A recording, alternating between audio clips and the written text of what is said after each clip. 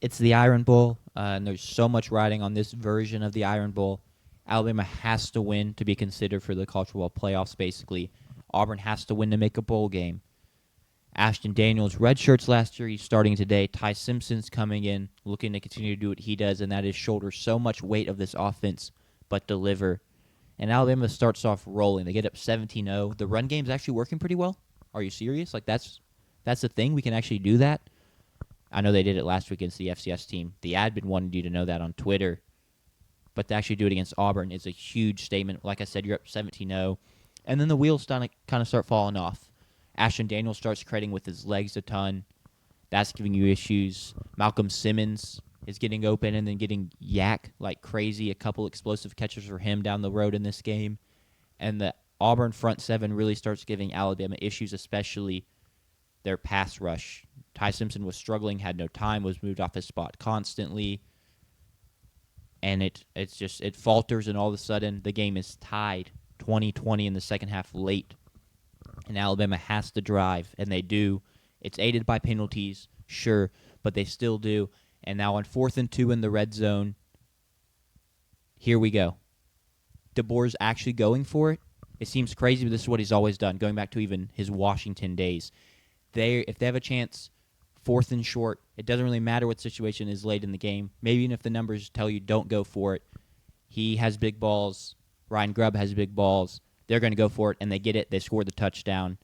And then it's Auburn's turn to drive. And they do. They're putting together a successful drive before Cam Coleman gets a hit stick laid on him, and Deontay Lawson recovers the football, and Alabama essentially can kneel it out.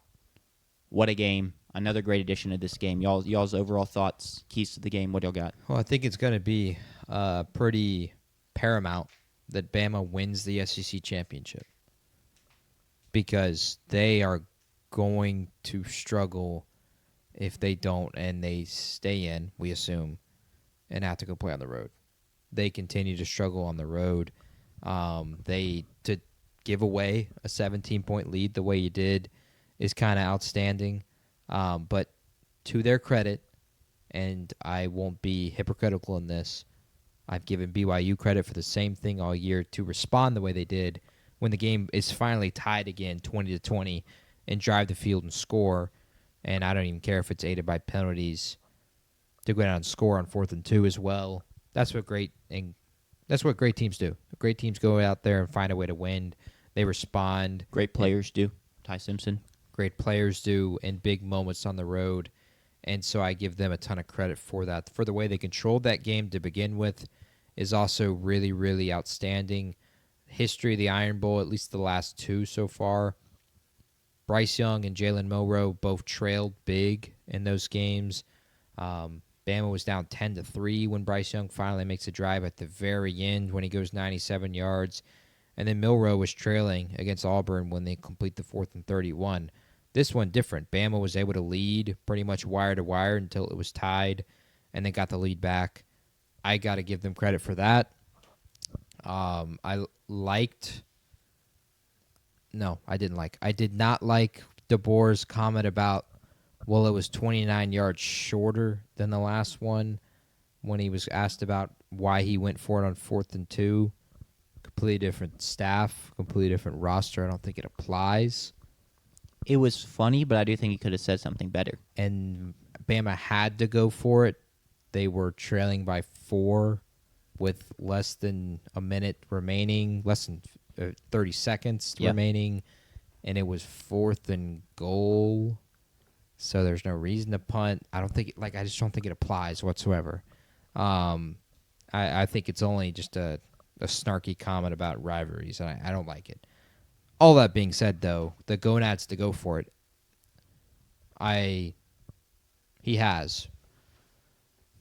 Let me toot my own horn. I would have gone for it, too. Sure.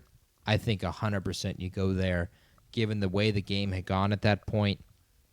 You very well could not convert, and Auburn can go down and kick a field goal with McPherson, who's going to make it, and you lose that game that way. But I think it would have been just as likely had Bama kicked the field goal that, with the way it looked at least, Ashton Daniels would have drove down that field and maybe scored a touchdown. Yeah. And you would have lost that way. So I don't think it would have mattered kicking the field goal versus going for it and not converting. But going for it and converting when it's just 4th and 2, it's the world because you get up 7 potentially. You'd assume you scored a touchdown. You could have been tackled inside the 2.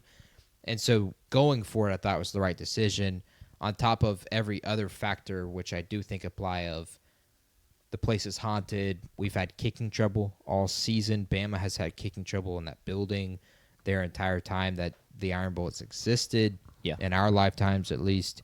And so I'm fully for him going for it. I don't question the decision at all. And I don't think he should be asked, had they not converted and lost the game, why he went for it. But he shouldn't be pulled apart, penalized for it. Yeah. Because it's the right decision in that situation for me. I also agree it's the right decision, but I've been the number one Cam DeBoer guy from the jump, and this is what he always does. Yeah. So I'm just fully on board. Like, Sure. This is what he did at Washington. This is honestly a very Washington Huskies game from that one year in terms of, oh, no, you kind of played with your food, and now this game is way closer than it probably should be.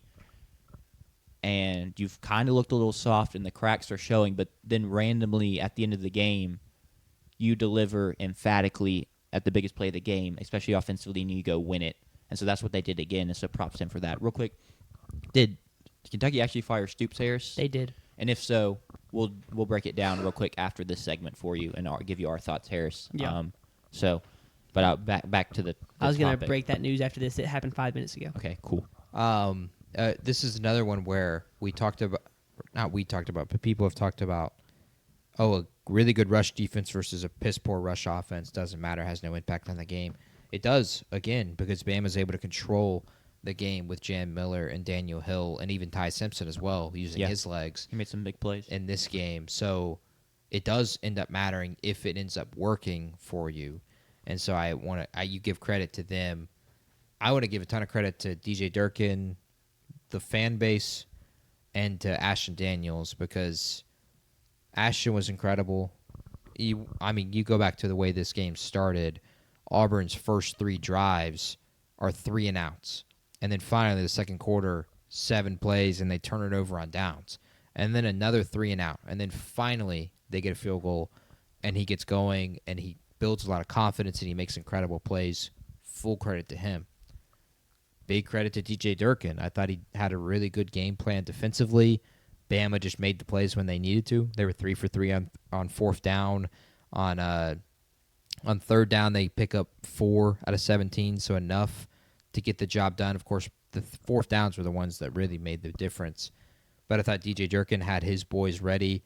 I really personally loved the way, now this is how it's presented to us on TV, how he handled his guys. When they had bad moments in that game, it was, calm down. We're okay.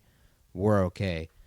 And for coaching perspective, when it's just one game and it's, you're overmatched, and yet it would mean the world if you were to win that one game, and the season is just one game at that point.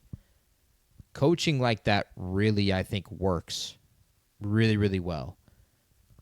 If that was the way he coached all season long, then you have a problem with it. I don't think you can say, calm down, we're okay, when Kentucky is in your building. Oh, yeah, 100%. But when it's Bama, I'm fully here for it as I watch. That is an incredible catch by Traylon Burks. I'm sorry, I had to interrupt. With one hand in the end zone. Over Riley Moss, not Pat Surtain.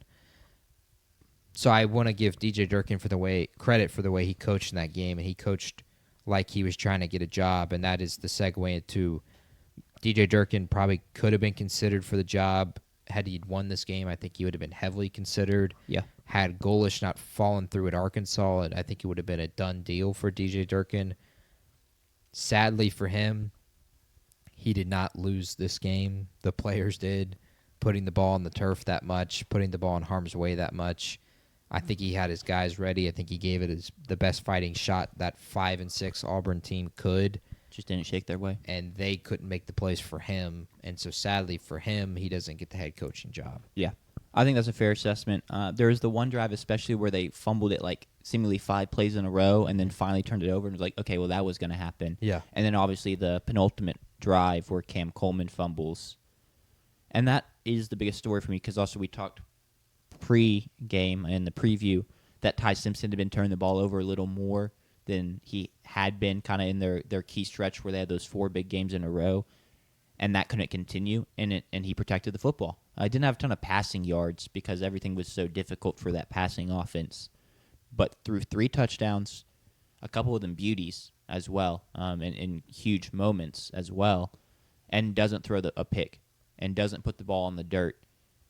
And that's kind of how they came out with this win, even though for a large portion of that game, the offense really couldn't get anything going.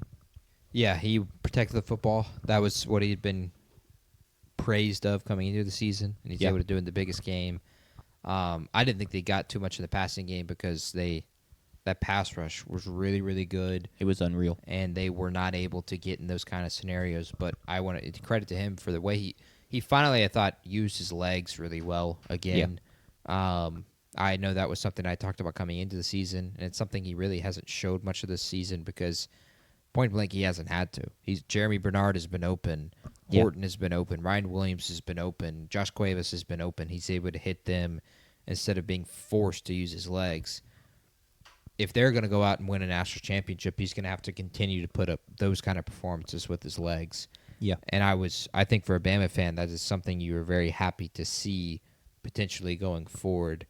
Now in the SEC championship, you just hope that the Bama versus Georgia mantra continues and it isn't one of the one-offs in the saga a la the national championship with Stetson Bennett over Bryce Young. Yeah, no, I definitely don't think the passing woes were really on Ty Simpson. I think Auburn just had a great game plan defensively and executed it so well. Mm-hmm. And so, honestly, I think he actually had a great day quarterbacking, just all the pieces of it. Yeah. Really the only thing, and I think a lot of this is honestly on Ryan Grubb, they got to figure out the pre-snap operation. They constantly are burning timeouts because they just aren't ready when the play clock runs out. It's actually ridiculous how often it happens for an offense that is so good and for how good of a quarterback and OC you have. For that to continue to happen is kind of crazy. And it's another thing if I really don't want you to have to go play on the road because that's just going to be exacerbated in a playoff road environment if you lose that SEC Simpson was game. Praised about it during the game he's really, I think it was by Herb Street, if I'm not mistaken. He's really good at making the adjustments at the line of scrimmage. And I'm all for that. I really like, for a college quarterback to see that, I think that's something that makes a potential good pro out of you.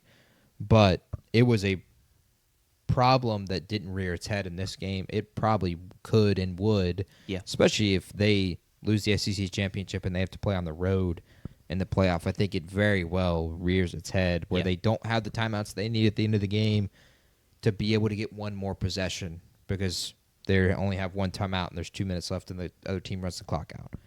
That is, I think, when it might rear its head. It doesn't just because Auburn isn't the quality of team to be able to take advantage of it. But that's definitely an issue. So many adjustments, so many motions. I'm all here for it, but at the same time, why can't you just call the first play right? Yeah, I agree. Or trust the first play, even if you don't like what you see. Yeah, it's almost like he's doing it too much. Like maybe dial it back a little bit, even though it is a strength and it's something he should be praised for. But in general, I thought he had a fantastic game.